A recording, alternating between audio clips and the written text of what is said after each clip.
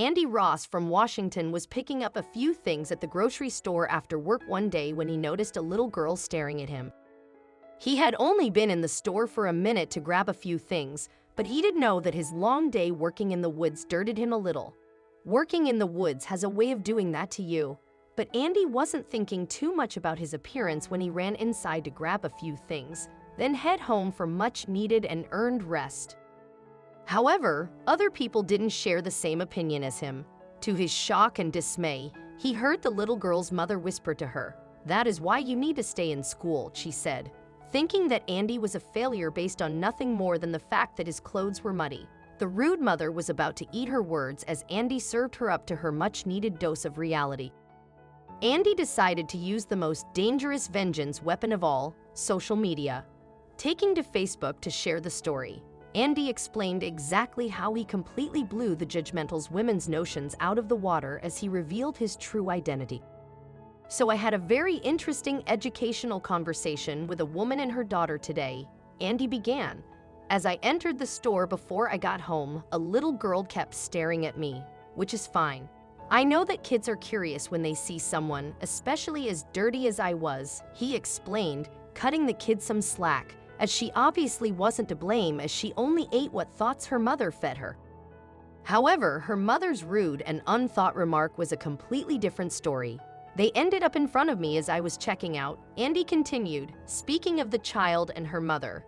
Little girl still staring. Her mother told her to stop staring.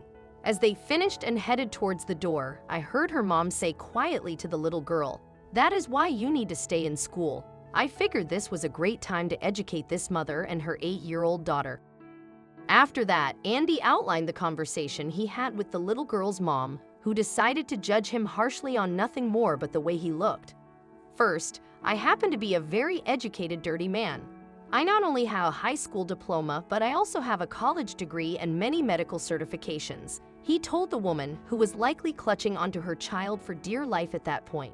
"So, assuming that I am uneducated because of my appearance is quite ignorant in itself," he added. "Secondly, if you are telling your daughter to stay in school because I have tattoos up and down my arms that will actually suppress her creativity and potentially hinder her imagination as she develops," he told the woman. "Again, contradictory to your point, ma'am, I am proud of the tattoos and artwork that Forrest Bateman put on my body. It's a representation of my pride in my country and my service over multiple combat tours as a special operations medic." Andy wasn't done there either. "Third, if you're referring to the hat I'm wearing because it features an elk, you might not understand it. I happen to co-own Evergreen State Outdoors and am proud to own an outdoors company and support my rights to hunt and responsibly be a gun owner," he continued. "Finally, I chose to work in the construction industry. I am proud to say that I am a part of building America and I enjoy my job every day. I tried working a desk job when I got out of the service, and it wasn't for me. I enjoy working with my hands and being outdoors. Subsequently, it comes with being dirty some days. I make good money, have benefits, and can provide for my family without issue," he stated firmly. "So my appearance reflects nothing to do with my level of intelligence or pursuing a higher level of education," he concluded. After that moral lecture that put her to the ground, the woman had nothing else to say. She had said more than enough when she criticized a hard-working American for having some remnants of a day's honest work on his dirty clothes.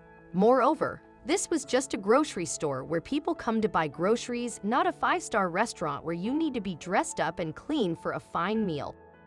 A little soil and leaves traces on the shopper should have been none of this woman's concern in a grocery store. What we should all take from Andy's encounter is to never be shallow and judge people merely on the way they look or dress. His story is a reminder of something we've all heard before but too often fail to remember and apply. Never judge a book by its cover. While it is true that first impressions are important, it is no excuse for anyone to rudely judge or talk about someone's appearance. We should all cut people some slack and try to be understanding as we all have our stories to tell. No one can ever know what every person in the room hides behind their looks or the reason they look a certain way. If more people cared less about how people looked and more about their morals and actions, the world would be a better place and we'd have less conflict. We sure hope that this story made you think about the way you perceive people and the criteria you use to judge those you meet in your daily encounters. Next time, try to care a little less about the looks and give people a chance to show you who they are behind their clothes.